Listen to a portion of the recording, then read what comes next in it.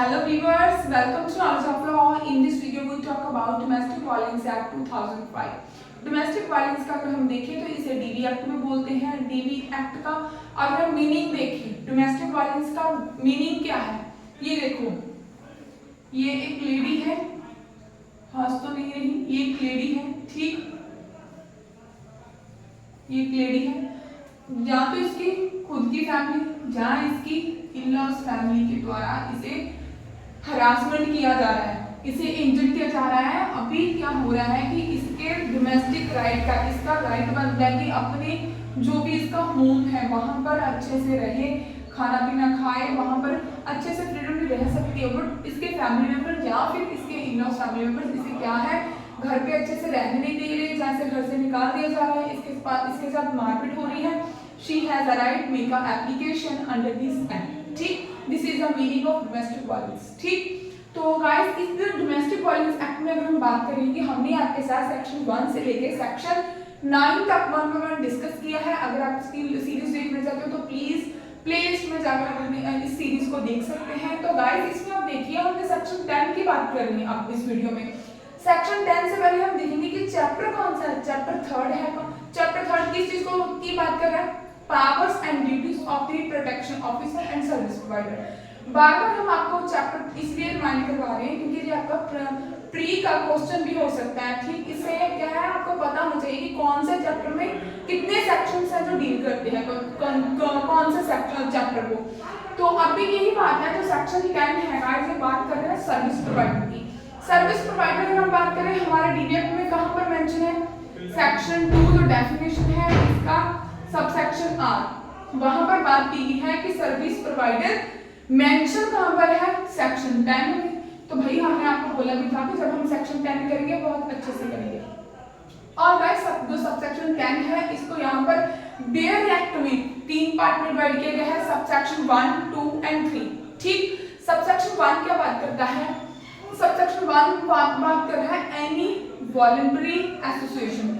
Voluntary associations guys क्या होती है, यहीं पर आपको बता रही हूँ, कोई भी एनजीओ। ठीक, सोसाइटी में आपने बहुत सारी एनजीओ देखी होंगी कि जिनका पर्पस अलग अलग होता है, जो अपने अपने वे में अलग अलग काम करते हैं। जैसे कि बहुत सारी एनजीओ ऐसी हैं जो चाइल्ड के ऊपर काम करती हैं, बहुत सारी एनजीओ ऐसी हैं जो ह्यूमन बीइंग के ऊपर काम करती है, जिसमें कोई भी इंसान नहीं, चाहे वो मैन हो चाहे वुमेन हो। अगर हम बहुत सारी एनजीओ देखें जो बहुत सारे एनिमल्स के ऊपर काम करती हैं, ऐसी एनजीओ की बात हो रही है जो अपनी विलिंग के साथ, ठीक, विद विलिंग, ठीक, फ्री विलिंग के साथ अपने आप सोसाइटी के लिए कुछ करना चाहते हैं, तो वो अपनी जो भी एसोसिएशन है उसे रजिस्टर्ड करवाते हैं। कैसे रजिस्टर्ड करवाते हैं, registered under the societies registration act 1860 के अंडर। ठीक, अभी कोई कंपनी रजिस्टर करवानी हो वो भी गाइस हो सकती है, कंपनीज एक्ट 1956। अभी हम देखते हैं इसका मेन ऑब्जेक्ट क्या होता है एनजीओ वगैरह का। गाइस इसका मेन ऑब्जेक्ट है प्रोटेक्ट करना, किसको, वुमेन के राइट को एंड उसके इंटरेस्ट के लिए वर्क करना। जो भी ये वर्क करेंगे, क्या ये अनलॉफुल करेंगे या लॉफुल करेंगे गाइस, इनको जो वर्क करना है वो लॉफुल ही करना होता है। मींस अगर कोई काम करेंगे चाहे बेनिफिट हो रहा है सोसाइटी को, वुमेन के साथ वेलफेयर के लिए कर रहे हैं ये काम, बट फिर भी गाइस ये क्या है, इनकी ड्यूटी बनती है कि ये लॉ को फॉलो करते ही काम करेंगे। ठीक, अभी हम क्या बात कर रहे हैं, इन जो एनजीओ है ये कैसे काम करती है, थोड़ा सा आपको बता देती हूँ। जो भी मान लो ये एनजीओ है, इन्हें ये वाली लेडी मिल गई, ठीक, ये वाली लेडी, अभी मान लो ये कहीं पर भी रोड पर मिल गई, बस स्टैंड पर मिल गई, अभी मान लो इन्होंने इनको किसी ने इन्फॉर्म किया कि ये वाली लेडी जो है बहुत इस टाइम इसकी जो कंडीशन है वो अच्छी नहीं है, तो गाइस ये क्या करेंगे, इसके साथ कांटेक्ट करेंगे। कांटेक्ट करने के बाद क्या होगा गाइस, इन्हें पता चलेगा कि हाँ अगर इसे इंजरी है तो गाइस सबसे पहले से पानी वगैरह देंगे, इसे पूछेंगे, बात सारी पूछ के फिर क्या करेंगे इसे गाइस, मेडिकल फैसिलिटी। ठीक, मेडिकल फैसिलिटी कैसे दिलाते हैं, इनके गाइस बहुत सारे हॉस्पिटल के साथ कांटेक्ट वगैरह होते हैं जो इनकी हेल्प करते हैं, डॉक्टर्स वगैरह मेडिकल फैसिलिटी दिला सकते हैं। अगर इसके पास कोई भी शेल्टर होम नहीं है, रहने के लिए जगह नहीं है, तो गाइस या तो इनकी एनजीओ में अगर जगह होती है तो अपने पास भी रख लेते हैं, जहाँ फिर इसे गाइस शेल्टर होम भी प्रोवाइड करवाया जाता है। तो गाइस इसके बाद क्या होता है, शेल्टर होम भी हो गया, तो इसके बाद क्या हो गया गाइस, अगर मॉनेटरी रिलीफ, ठीक, फाइनेंशियल की बात करें या फिर कुछ अदर कोई भी इनको प्रॉब्लम है वो भी ये सॉर्ट आउट करते हैं।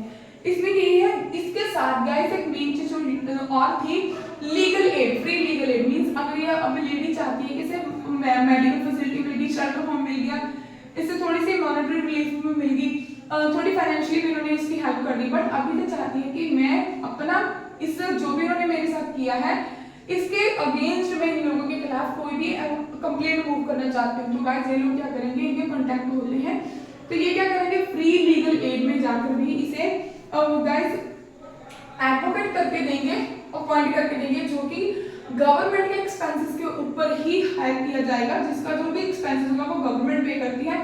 तो इस लेडी का जो भी ट्रायल है वो फ्री लीगल एड के जो एडवोकेट है वो ही दिखेंगे। तो ये था हमारा सबसेक्शन 1। आई होप आपको इजीली अंडरस्टैंड हो गया हो। तो गाइस सबसेक्शन 2 को करने से पहले मैं आपके साथ थोड़ी सी बेल लैंग्वेज को डिस्कस कर देती हूँ। ये देखिए बेल लैंग्वेज क्या होती है। 1 सेकेंड। बेल लैंग्वेज बोल रही है सब्जेक्ट 2। गाइस अगर आपके पास बेरक्ट है तो उसे ओपन कर लीजिए, अगर नहीं है तो प्लीज उसे एक बार मेरी बात को सुन लीजिए, लेक्चर को सुन लीजिए, उसके बाद आपको इजीली अंडरस्टैंडिंग हो जाएगी।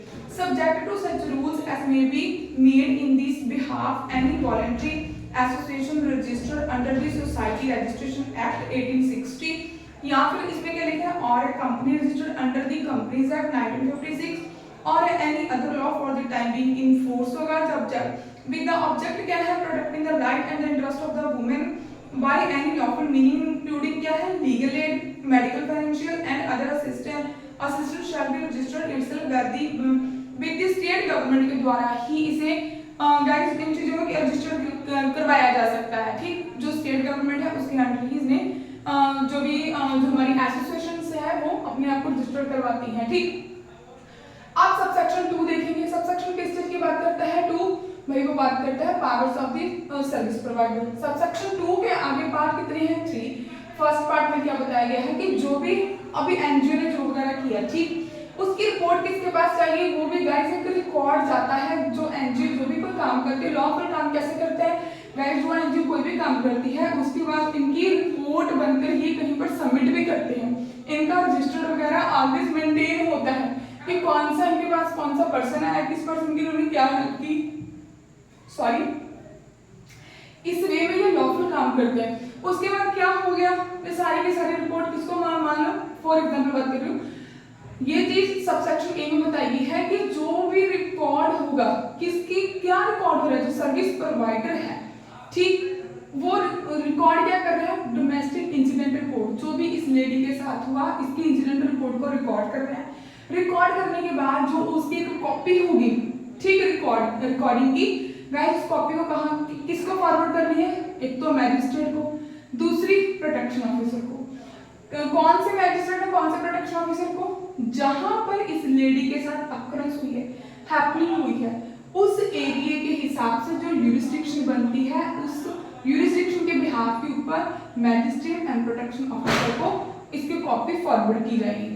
ठीक, सबसेक्शन बी क्या बोल रहा है, 2 का बी, जब लेडी का मेडिकल एग्जामिन हो जाता है उसके बाद जो इसकी मेडिकल रिपोर्ट होगी, ठीक, वो किससे सेंड की जाती है, प्रोटेक्शन ऑफिसर को एंड पुलिस स्टेशन को।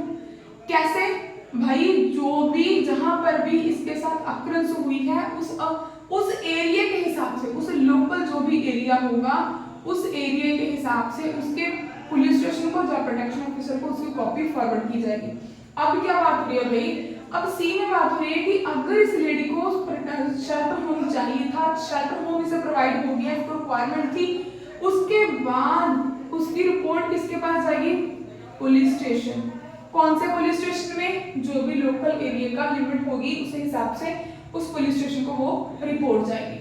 तो अब इसमें अगर हम थर्ड में यहीं पर देख लेते हैं, थर्ड में क्या बोला जा रहा है भाई, थर्ड में बोल रहे हैं कि जो हमारा सर्विस प्रोवाइडर है, ठीक, जो सर्विस प्रोवाइडर है गाइस, अगर अभी यही लेडी है, ठीक, इस लेडी को मान लो इसके घर वाले पीट रहे थे, ठीक, मार पीट रहे थे, इसने इसको देखा, इसके फेवर में ये खड़ा हो गया पर्सन, ठीक, इसने इसको बचाया और इसके अगेंस्ट जो भी लिटिगेशन से वो इसने एक्शन लिया, ठीक, अंडर द लॉ। तो गाइस अब ये नहीं बोल सकते कि हाँ भाई इसने इसके साथ मिलकर हमारे ऊपर लिटिगेशन जो भी थे वो लिटिगेशन एक्शन थे वो हमारे ऊपर लिए गए।